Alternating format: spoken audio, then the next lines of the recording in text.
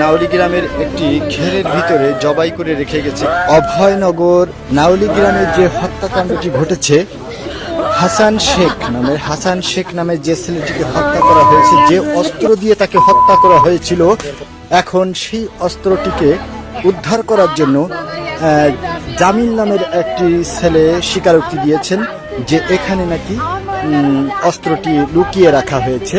সাগর নামের একটি ছেলে এই অস্ত্রটি ব্যবহার করেছিলেন এবং সেই অস্ত্রটিকে এখানেই তারা লুকিয়ে রাখছিলেন।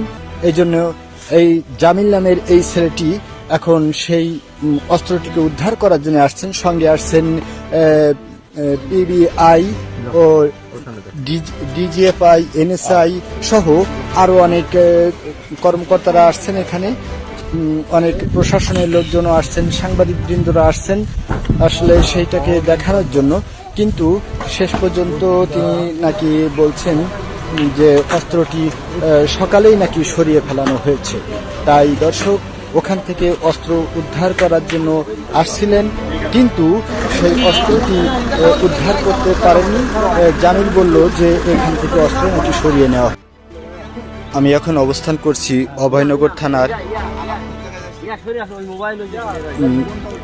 যশোর জেলার অভয়নগর থানার নাউলি গ্রাম। এখানে একটি অপ্রীতিকর ঘটনা ঘটেছে। এই নাউলি গ্রামের হাবিবুর রহমান শেখের ছোট ছেলে হাসান শেখ, তাকে নাউলি গ্রামের একটি ঘেরের ভিতরে জবাই করে রেখে গেছে, যার কারণে আমি এই ছেলের এখনো মুখ দেখাতে পারছি না। মুখের অবস্থা ভীষণ খারাপ, যার কারণে আমরা এখন মুখ দেখাতে পারছি না।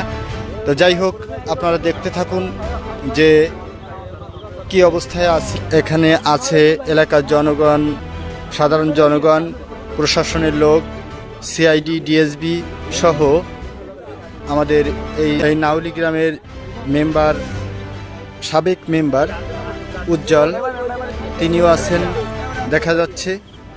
আমি এই লাশের মুখটি আমি দেখাতে পাচ্ছি না, যার কারণে দুঃখিত। আপনারা দেখতে থাকুন।